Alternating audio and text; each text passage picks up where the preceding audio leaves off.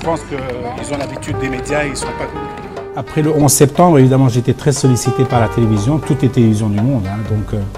Et je me suis posé la question de savoir exactement ce que cherchaient les gens dans les interviews qu'on me demandait. Parce que, évidemment, c'est toujours le même profil d'interview qu'on me demandait. À telle enseigne que je connaissais même les réponses avant d'avoir les questions. Et je me suis rendu compte que les gens avaient peur de l'islam. Ils en avaient vraiment peur, viscéralement.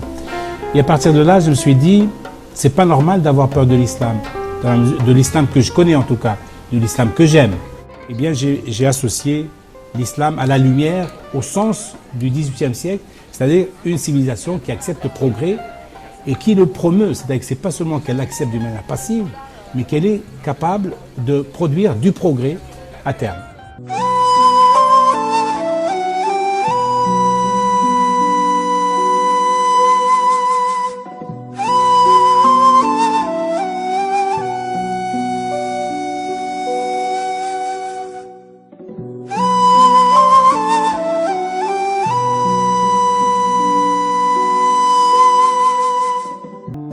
J'arrive à la fac, de 4e année de fac, à Constantine, en psychologie clinique, et je dis, moi, je vais aller à Paris.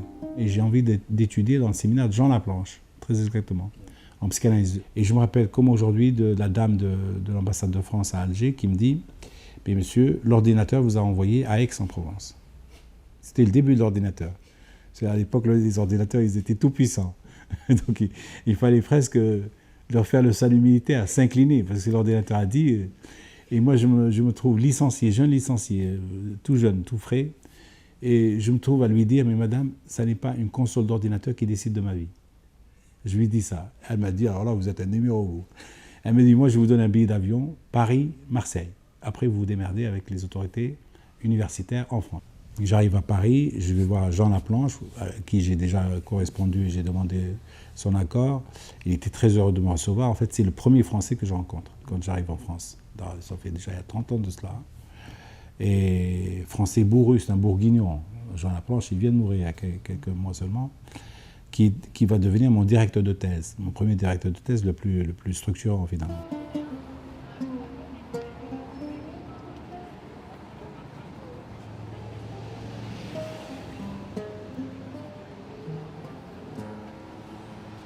Je suis passionné par les livres, je suis passionné par la compagnie des livres. Il y a un compagnonnage avec le livre, et le livre de mon temps était une personnalité à part entière. C'était une relation charnelle pratiquement avec les livres. C'est une passion qui ne m'a jamais quitté. Cette passion de l'écrit, cette passion du livre, comme élément physique et charnel, va me suivre toute ma vie, y compris maintenant, où je suis devenu bibliophile, si vous voulez, où je fais la collection d'un certain nombre de livres, dont le Coran, par exemple. Je suis passionné par ça, je parcours le monde entier, j'achète des Corans très chers.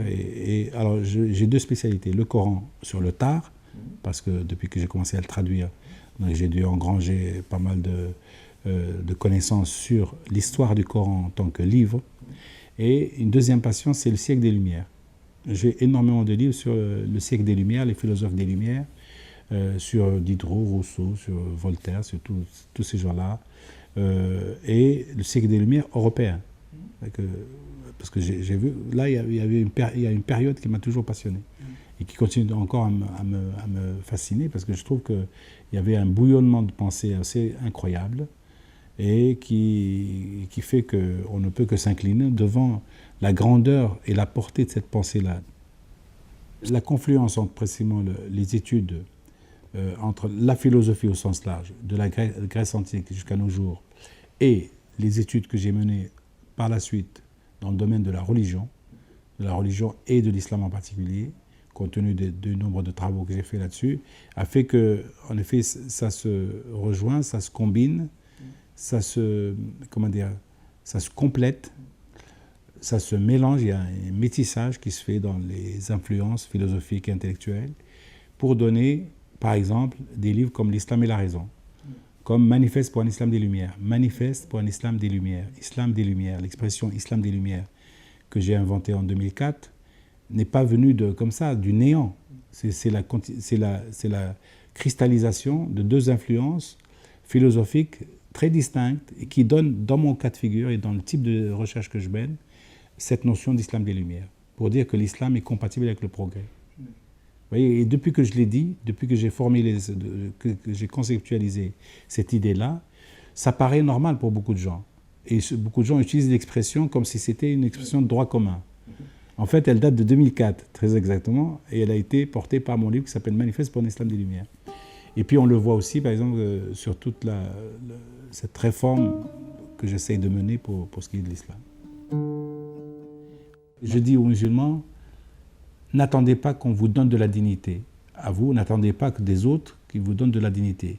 Donnez-vous de la dignité vous-même d'abord, en respectant la parole de votre prophète et de votre Coran et de votre tradition.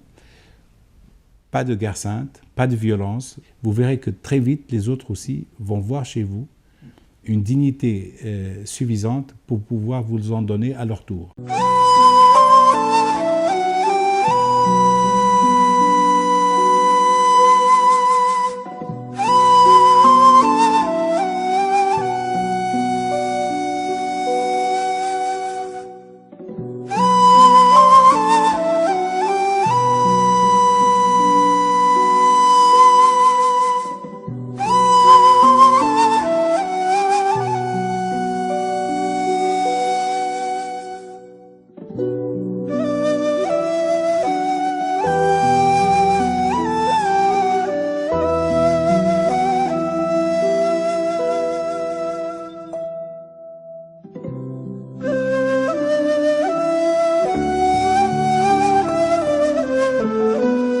À la longue, je me rends compte qu'en effet, que mon travail a des aspects politiques très forts. Et il est marqué par je le vois par exemple, à la nature des demandes qui me parviennent. Au moment où je parle, j'ai un préfet de la République du sud de la France qui a des problèmes avec la cohabitation des populations dans sa région. Donc le vivre ensemble est abîmé, me dit-il. Et j'ai besoin de vous pour que vous veniez montrer avec l'éclat qui est le vôtre et la lecture qui est la vôtre, la possibilité que nous puissions aujourd'hui en France vivre différents et solidaires, différents mais respectueux les uns pour les autres et respectueux de nos pratiques singulières, tout en ayant des valeurs communes évidemment, qui sont celles de la République, qui est une et indivisible et qui sont intangibles. Et mon travail à moi consiste si vous voulez, à expliquer aux uns ce qu'est la République et à expliquer aux autres ce qu'est l'islam. Et je pense que aussi bien les musulmans de France et la société politique au sens large en France ont besoin de ce dialogue-là. Le nombre de jeunes qui viennent me voir pour les aider à passer un cap, par exemple des thésards qui veulent faire leur thèse, des jeunes auteurs qui veulent terminer leur livre, les conseils que je donne et l'expertise que je donne à un certain nombre de groupes de réflexion, me laisse croire, me laisse penser qu'en effet, la nécessité d'un islam moderne est impérative en France. Et il faut qu'il y ait des gens pour l'illustrer, pour l'incarner. Ce n'est pas suffisant de dire, il y a un livre qui est écrit sur la question de l'islam, allez-y, jetez-vous-y dans ce livre, et puis puisez ce que vous voulez. Non, il faut qu'il y ait quelqu'un qui traduise par les mots, oralement, les exigences du moment. De dire, par exemple, aux musulmans qu'il y a des choses qui relèvent de l'histoire de l'islam et qui relèvent de la tradition de l'islam, qui ne sont pas acceptables dans l'espace de la République. Pas acceptables. Nous sommes dans un espace où la laïcité est la règle numéro 1 du vivre ensemble. Il faut que les uns et les autres s'emploient à respecter cette règle numéro 1. Ce principe de la laïcité est pour l'islam une chance, de certaine manière, parce qu'il permet à tout un chacun d'exprimer sa foi individuelle, singulière, et en même temps de participer à la vie de la société au sens du collectif. Et la laïcité vous le garantit.